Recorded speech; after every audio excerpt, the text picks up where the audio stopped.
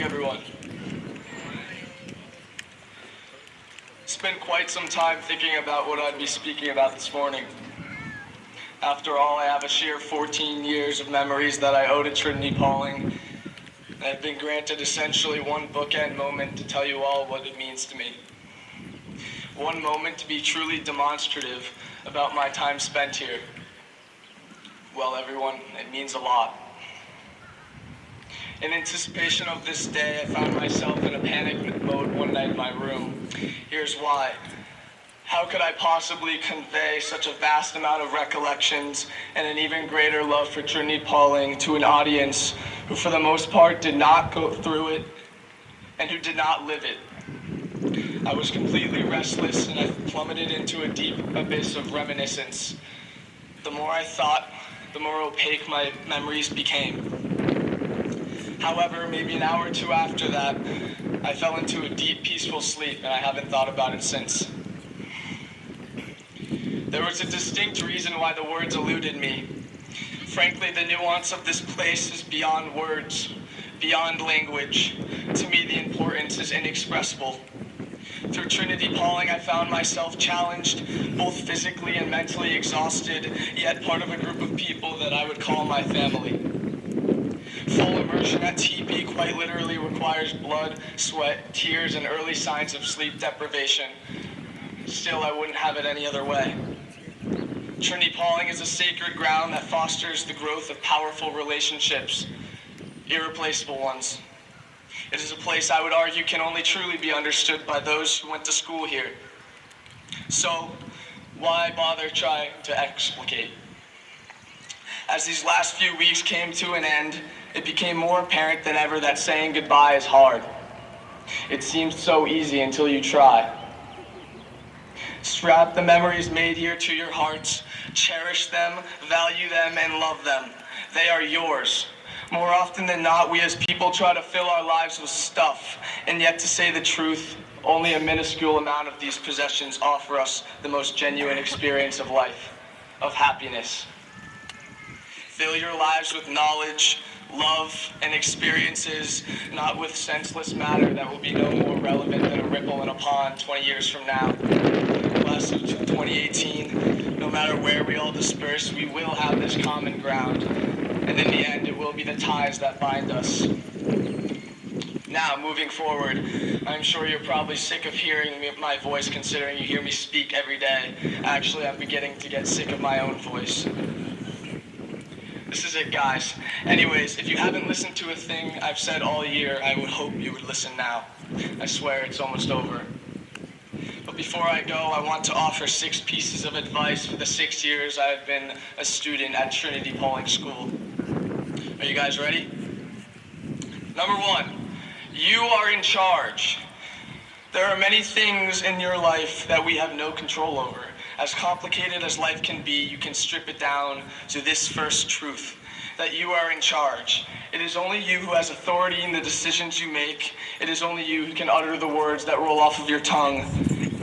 It is only you who makes the choice, and it is only you who can own your actions. Your language, decisions, and behavior dictate your story. You are in charge of your attitude. You are in charge of how you handle adversity. It is the smaller decisions in life that contribute to a greater purpose, for good or for ill. Amongst a sea of diversions, opinions, and influence, it is imperative that you stay true to yourself. Embrace this life, own it, love it, and learn from it, because in the end, it all comes down to yourself. You are in charge. Number 2, always leave a place cleaner than when you found it. Seems so simple, right? Well, it is. Make your bed when you spend the night at somebody's house. Push in your chair when you leave a table. Clean your plate. Rack the weights in the weight room when you're done working out. Take the nets off the field when you're done using them. I think you guys get the point. This is the birthplace of respect. Make it a habit to take pride in the little things. Do 11 push-ups when everyone does 10. Literally or metaphorically. Interpret that however you would like. Building this foundation of respect could be the thing that differentiates you from somebody else and whatever dreams you plan on pursuing. So when in doubt, clean it up. Number 3, Don't get stuck in the doldrums. Just a couple of weeks ago, I was assisting Miss Durkee in the making of small red ribbons for a dress-down day that National Honor Society organized, raising money for the National Stroke Association.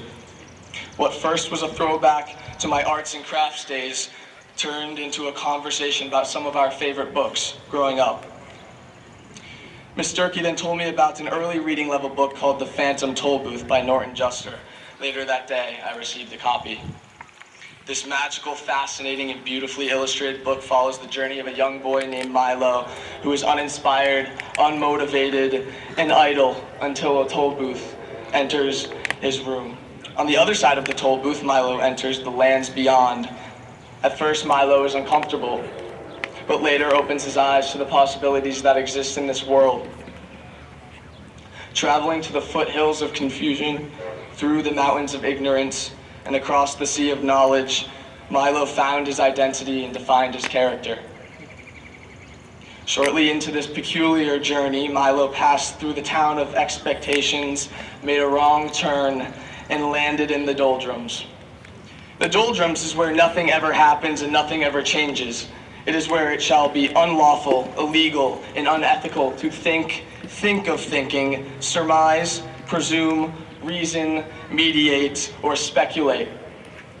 In the doldrums, the lethargian spends days dawdling, delaying, lingering, loitering, and putting off for tomorrow what they could have done today.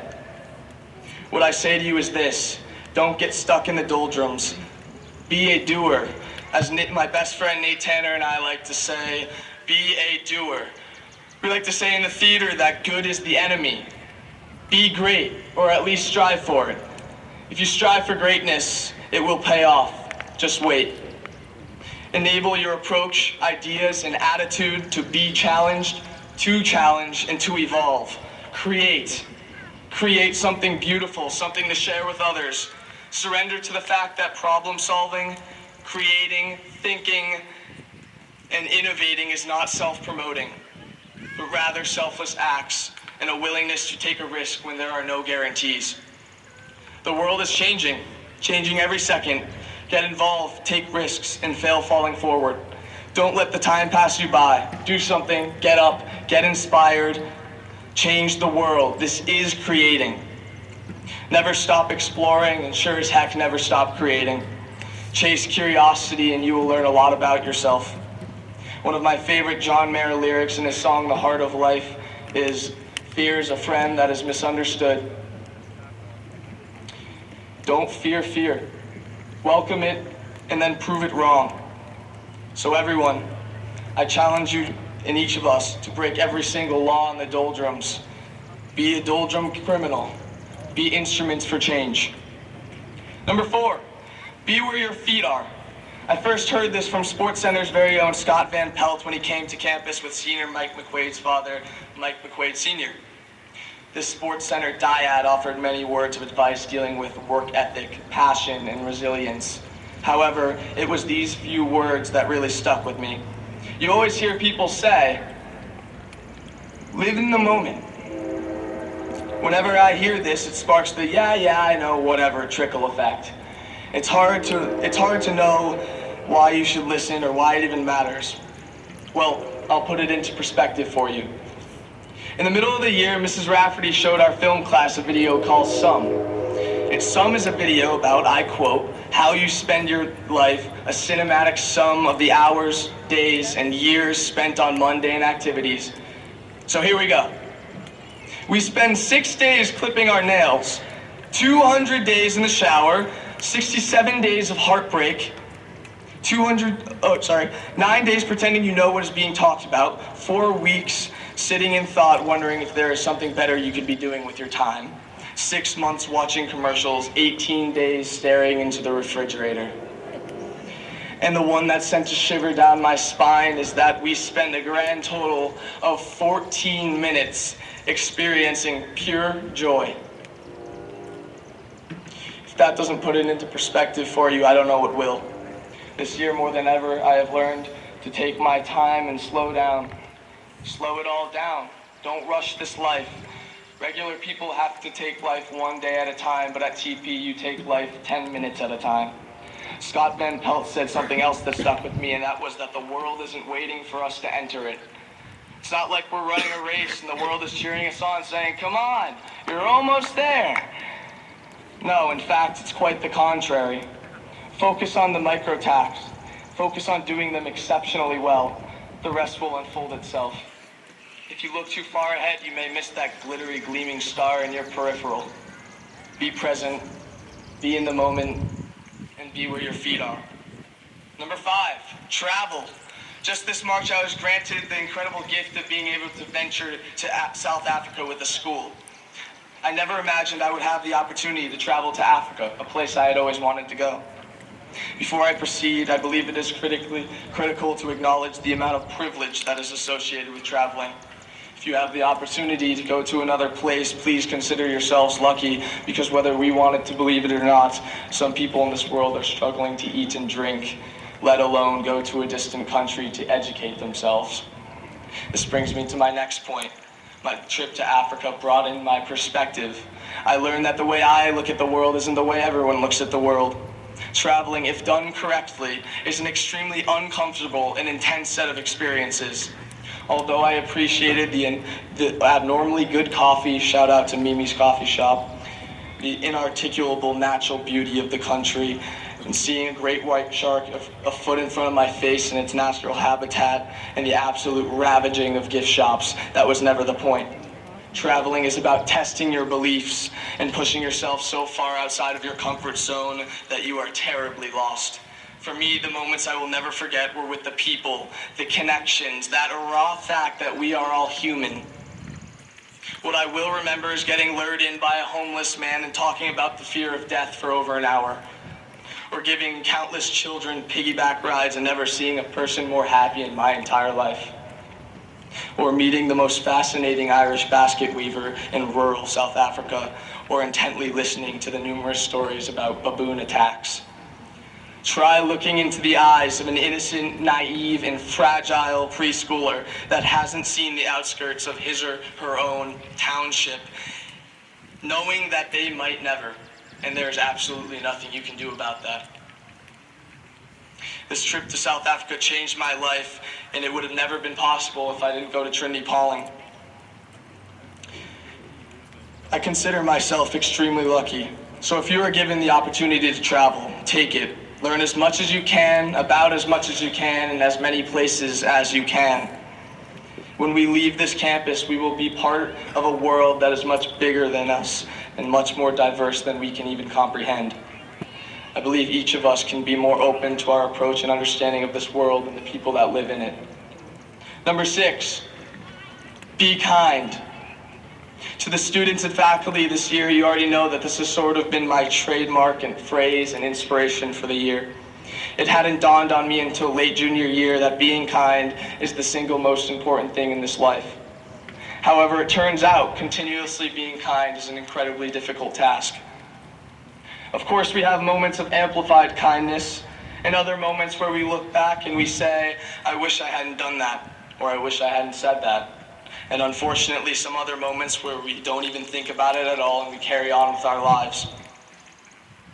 What my personal goal is and what I hope for others is that kindness becomes innate and requires no thought or effort. If we can work on that ourselves, we are one step closer to making this world a better place. You can bring someone up with words, but you can tear them back down so much more quickly. Never forget that. Following the spring's production of A Midsummer Night's Dream by William Shakespeare, my mom came up to me after and told me one of her favorite lines was, "What more harm can one do but hate?" Coincidentally, it was one of mine as well. Hate only leaves room for the manifestations of stern dichotomies and utter angst. Don't be a hater. At some point in our lives, we will face the reality that people are different from us. Coexisting with open minds and adopting a willingness to understand others advocates for a better future. So be loud, be proud, but be kind. Now, inspired by Green Day, it's something unpredictable, but in the end is right. Class of 2018, I hope you had the time of your life. Congratulations, I love you guys. Don't be ordinary. I wish everyone a wonderful and safe summer. Thank you for indulging me. Roll Pride.